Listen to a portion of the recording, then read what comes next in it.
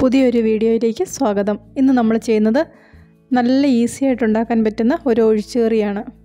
മീനില്ലാതെ മീൻ കറി പോലെ ടേസ്റ്റി ആയിട്ടുള്ള ഒരു കറിയാണ് ഇന്ന് ഉണ്ടാക്കിയെടുക്കുന്നത്. ഇതിനു വേണ്ടിയിട്ട് ഒരു 10-12 പിഞ്ച് കോവയ്ക്ക എടുത്തു വെച്ചിട്ടുണ്ട്.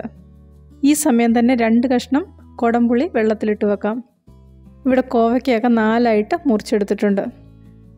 ഇതിലേക്ക് മുളക് പൊടിയും മഞ്ഞൾപ്പൊടിയും കുറച്ച് ഉപ്പും കൂടെ ചേർത്ത് നന്നായിട്ടൊന്ന് മിക്സ് ചെയ്ത് വെക്കാം. കോവയ്ക്കായിലേക്ക് മുളകും ഉപ്പുമൊക്കെ പിടിച്ചു വരുമ്പോൾ ഇതിലേക്ക് വേണ്ട ബാക്കി കാര്യങ്ങൾ ചെയ്തു വെക്കാം. കുറച്ച് തേങ്ങ ചിരകിയതും മുളകും ജീരകവും ഉള്ളിയും കറിവേപ്പിലയും മഞ്ഞൾപ്പൊടി ഇവിടെ എടുത്തു വെച്ചിട്ടുണ്ട്. ചെറിയൊരു കഷ്ണം ഇഞ്ചിയും കൂടെ വേണം. ഇനി നമുക്ക് പാൻ ചൂടാക്കാം. അതിലേക്ക് കുറച്ച് വെളിച്ചെണ്ണ ഒഴിച്ചു കൊടുക്കാം. വെളിച്ചെണ്ണ നന്നായിട്ട് ചൂടായി വരുമ്പോൾ നേരത്തെ മുളക് പൊടി പുരട്ടി വെച്ചിരുന്ന കോവയ്ക്ക ഇതിലേക്ക് ഇട്ട് കൊടുക്കാം.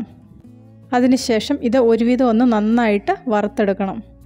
വെറുതെ ഒന്ന് വേവിച്ചെടുത്തിട്ടുണ്ടെങ്കിൽ ഈ കറിക്ക് അത്ര ടേസ്റ്റ് കിട്ടുകയില്ല. ചെറുതായിട്ടൊന്ന് മീനൊക്കെ വറക്കുന്നത് പോലെ ഒന്ന് വറുത്തെടുക്കണം.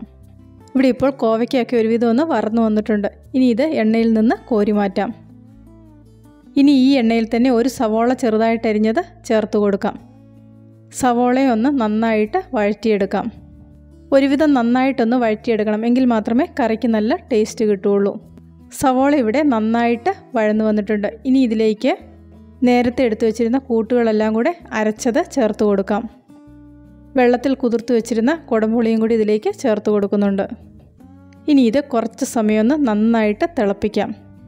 ഈ ചേരുവകളൊക്കെ നന്നായിട്ടൊന്ന് വെന്ത് വരണം.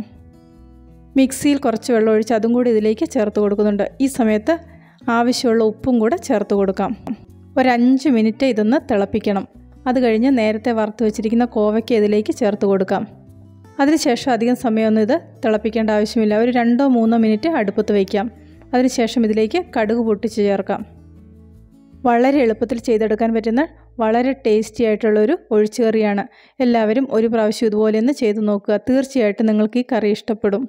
പുതിയൊരു വീഡിയോയുമായിട്ട് വീണ്ടും കാണാം.